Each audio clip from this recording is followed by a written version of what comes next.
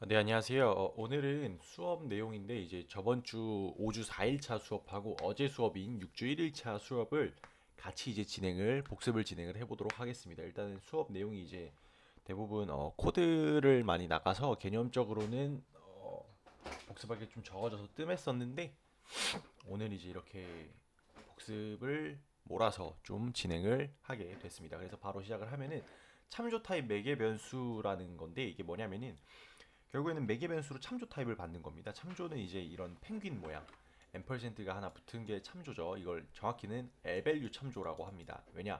R밸류 참조가 이렇게 두 개 붙은 게 R밸류 참조가 있기 때문에 결과적으로 이 참조 타입 매개 변수는 L밸류 참조라고 말씀을 드리는데 참조 타입으로 매개 변수를 왜 받아야 되는지에 대해서 한번 설명을 해보도록 하겠습니다. 일단은 왜 받아야 되냐면은 참조는 기본적으로 참조로 받게 되면은 원본을 참조하게 됩니다. 즉 원본이란 메모리 주소죠. 즉 어떤 데이터가 변수가 객체가 저장되어 있는 메모리 주소를 똑같이 이제 참조를 하게 되는 겁니다. 즉 그 메모리 주소에 참조된 상태로 즉 역참조가 붙은 상태로 이제 해당 메모리 주소에 이름이 붙은 게 참조 타입이라고 말씀을 드립니다. 참조 타입은 한마디로 기존에 이미 할당된 변수나 객체는 메모리 공간이 할당이 돼 있잖아요, 이미. 그 공간에 새로 이름을 하나 붙이는 게 참조 타입입니다. 그러므로 참조 타입은 메모리 공간이 없어요. 따로 메모리 공간을 가지지 않고 원본에 매번 원본에 접근해서 읽고 원본에 접근해서 쓰고 하는 게 이제 참조 타입 매개 참조 타입입니다. 그럼 이걸 참조 타입 매개 변수를 받게 되면은 결국에는 매개 변수라는 게 함수 인자잖아요. 함수 선언할 때 인자인데 이제 이 인자를 선언을 하게 되면은 참조 변수를 선언을 하게 되는 겁니다. 참조 변수는 선언되자마자 항상 초기화가 이루어져야 되지만 객체의 객체의 멤버 변수에 있거나 그리고 함수의 인자 같은 경우에는 해당 객체가 생성되거나 함수가 호출될 때야 비로소 그 변수들이 그 멤버 변수나 인자들이 의미를 가지기 때문에 들어올 때 값을 초기화를 해주면 돼요. 그러면 내가 변수를 넘기잖아요. 근데 받는 타입이 참조 타입이에요. 그러면 해당 변수의 원본이 넘어가게 됩니다. 이게 우리가 값을 넘겨주는 거랑 원본을 넘겨주는 거랑 포인터랑 일반 값이면은 포인터 같은 경우는 앞에 이제 앰퍼센트를 붙여가지고 주소를 넘겨주잖아요. 그럼 원본을 넘겨주는 거라서 구분이 되는데 참조 타입 같은 경우에는 그냥 우리가 값을 넘기는 거랑 똑같이 넘겨버리게 됩니다. 그리고 구분이 안 되긴 하는데 어쨌든 그렇게 하면은 참조 타입 변수가 넘어간다라는 거고요. 참조 타입으로 이제 받게 되는 거고요. 그러면은 내가 넘겨준 값이 아니라 내부적으로는 어셈블리어로는 주소가 전달이 되게 됩니다. 주소가 전달이 되게 되면서 이제 해당 원본의 새로운 내가 선언한 함수에서의 새로운 참조 타입 매개 변수의 이름으로 해당 원본에 접근을 할 수가 있게 되는 겁니다. 그래서 주소가 넘어오기 때문에 항상 고정적으로 64비트 플랫폼에서는 8바이트, 64비트 플랫폼에서는 8바이트 크기를 가지고 32비트 플랫폼에서는 4바이트의 고정적인 인자 크기를 가진다라고 말씀을 드릴 수 있을 것 같습니다. 그래서 어떤 객체가 만약에 내가 여기 들어오는 타입이 정수 타입이다. 그러면은 굳이 참조로 받을 필요가 없겠죠.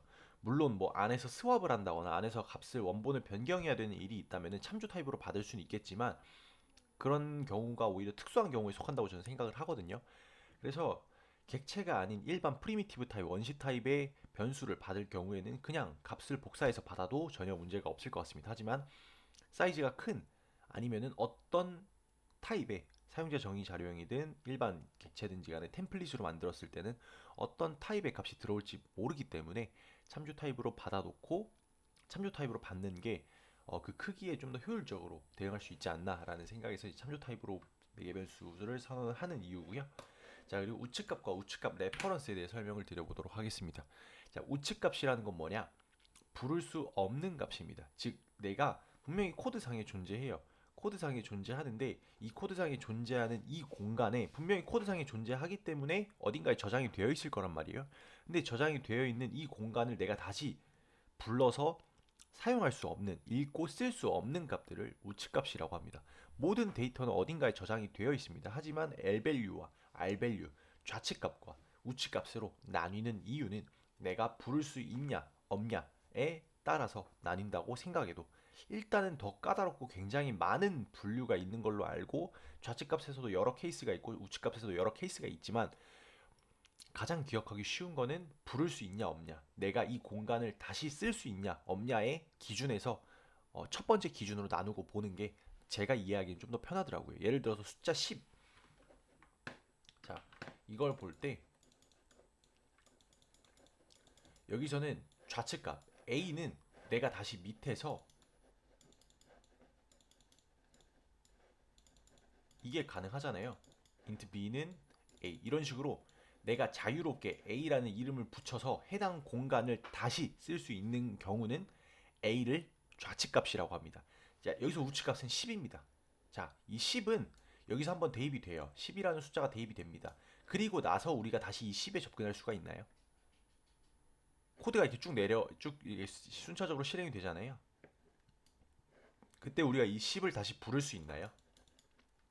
20은요? 30은? 부를 수 없습니다. 즉, 이 공간, 이 20과 30이 분명히 어딘가에 저장이 되어 있는 이 공간에는 우리가 다시 접근을 할 수가 없어요. 왜냐? 부를 수 있는 이름이 없거든요. 변수가 아니에요. 매직 넘버라 그러고 상수라 그럽니다. 그렇기 때문에 우측값 같은 경우에는 이렇게 부를 수 없는 것들, 그리고 임시 객체, 즉 함수에서 지역 변수를 생성했을 때 값으로 반환되는 객체 같은 경우에는 이제 임시로 어딘가에 저장이 되잖아요. 그리고 이게 어딘가에 대입되면서 임시 객체가 이제 사용이 되는 건데, 이런 임시 객체도 우측값이라고 합니다. 그래서 이게 우측값인데, 우측값 레퍼런스는 우리가 앞에서 이 좌측값 레퍼런스 참조 타입 봤잖아요. 이거는 우측값 레퍼런스, 참조 타입은 다른 말로 좌측값 레퍼런스입니다.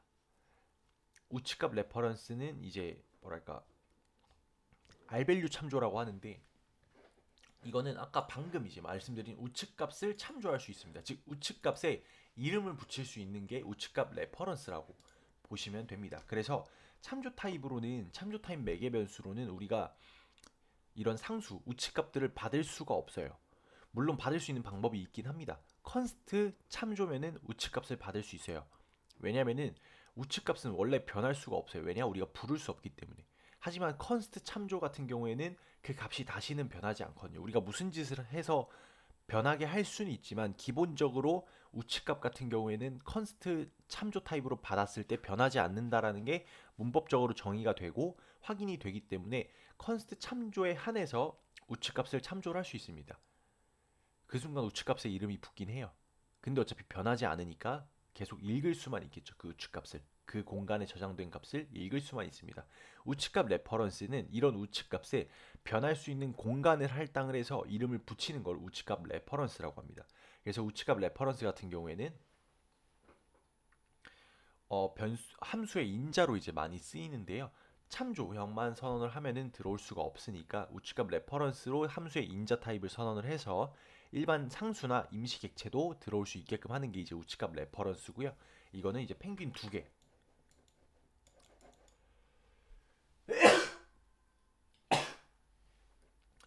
펭귄 두 개를 사용을 해서 진행을 하고요. 이런 식으로 쓰고요. 그리고 우측값 레퍼런스가 자주 쓰일 때는 이제 이동이라는 개념을 통해서 이동 연산을 해야 될 때, 즉 데이터를 전달하는 방법에서 복사가 있고 이동이 있습니다. 복사에서는 얕은 복사와 깊은 복사로 나뉘는데요. 깊은 복사를 매번 우측값의 경우 우측값이 가지고 있는 값을 깊은 복사 할 필요가 있을까요?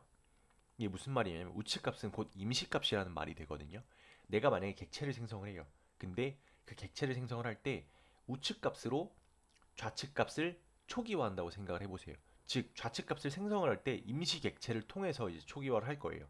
그러면은 이 우측값은 객체를 초기화하는 목적에서만 사용이 되고 그 다음엔 소멸되거든요. 그렇게 되면은 얘를 굳이 깊은 복사를 할 필요가 있을까요? 오히려 깊은 복사를 하면 깊은 복사를 하면 위험하진 않은데 깊은 복사를 하면 낭비죠. 왜냐하면 우측값 같은 경우에는 다시 쓰일 일이 없기 때문에 그냥 얕은 복사를 해버리고 우측값은 사라져도 상관이 없는 거예요. 근데 우측값을 여기서 날려버리면은 얕은 복사를 하게 되면은 포인터가 두 개의 포인터가 하나의 데이터를 가리키게 되잖아요. 그렇게 됐을 때 우측값이 아예 소멸이 돼버리면은 댕글링 포인터가 나버리니까 우측값에 있는 값을 복사를 해요. 그러면은 일시적으로는 두 개의 포인터가 하나의 데이터를 가지고 있게 되는데 여기서 우측값, 임시값의 포인터 변수를 널로 만들어 버립니다. 이게 이동의 개념입니다. 널로 만들어 버림으로써 결국에는 하나의 데이터를 하나의 포인터가 참조할 수 있도록 하는 게 이제 우측값 레퍼런스를 이용한 이동의 개념이고요. 이런 이동의 개념을 위해서 우측값 레퍼런스를 사용하게 됩니다. 그래서 우측값과 우측값 레퍼런스에 대해 설명을 드려봤고요. 자, 그리고 반환 타입 및 매개 변수의 타입을 결정하는 근거인데, 일단 이거는 참조나 포인터를 반환할 때, 그리고 값을 반환할 때거든요. 이거는 명확합니다. 값을 반환한다는 거는 데이터를 복사해서 반환한다는 거고, 복사 비용이 듭니다.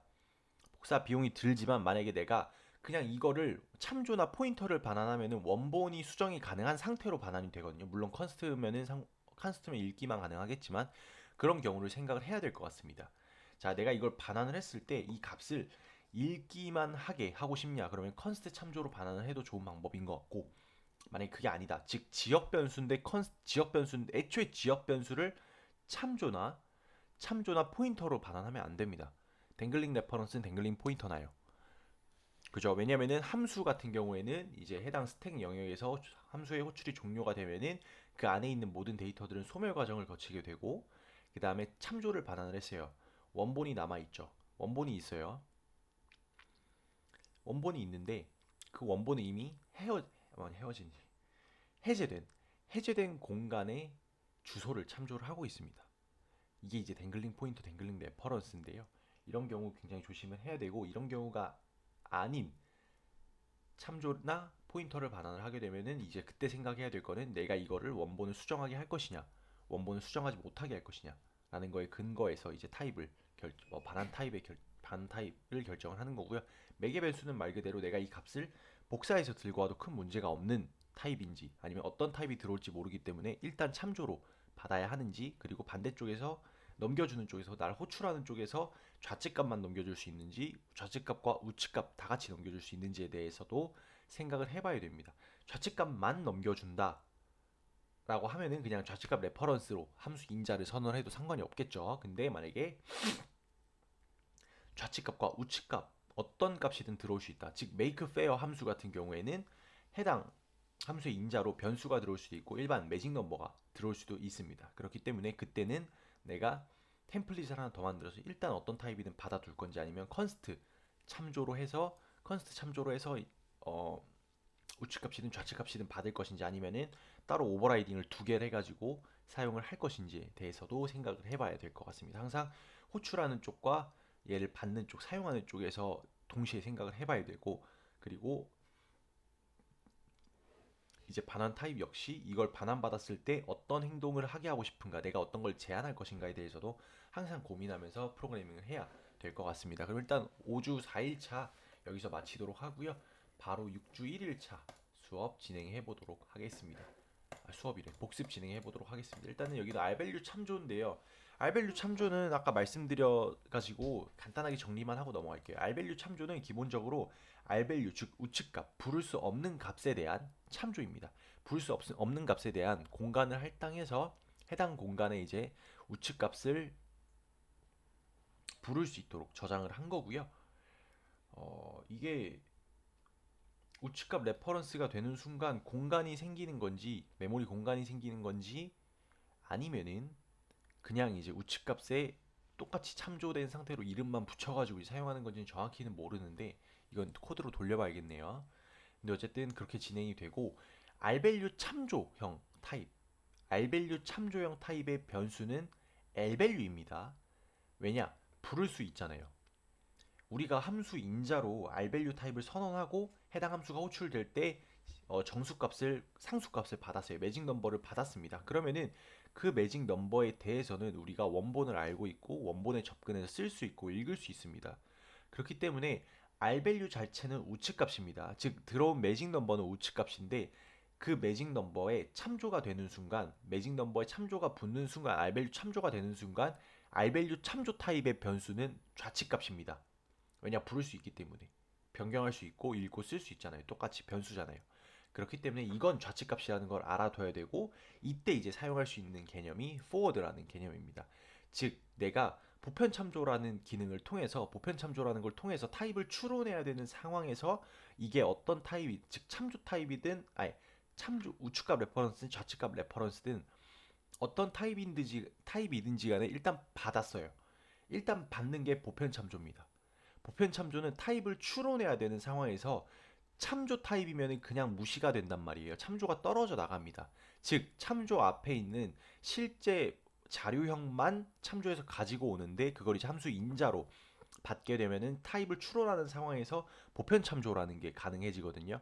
그렇게 되면은 보편 참조가 되면은 L밸류든 R밸류든 모두 받을 수 있게 되는데 이때 내가 기본적으로 보편 참조에서 받아서 들어왔기 때문에 L밸류든 R밸류든 모두 L밸류입니다.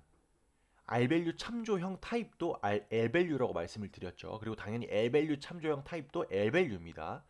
근데 내가 보편 참조를 일단 받았어요. 그 순간 모두 우측값이든 좌측값이든 모두 이름이 붙었기 때문에 L밸류가 되는데 여기서 내가 우측값을 넘긴 이유는 이동이라는 연산을 하기 위해서 넘겼다라고 했을 때 forward라는 함수를 통해서 바로 forward라는 함수를 통하면은 그 함수에서는 이게 넘어오는 시점, 즉 함수의 인자가 아니라 넘어올 때 함수를 호출할 때 넣어준 매개 변수일 때의 그 시점에 L밸류인지 R밸류인지를 찾아서 그대로 전달을 하게 돼요.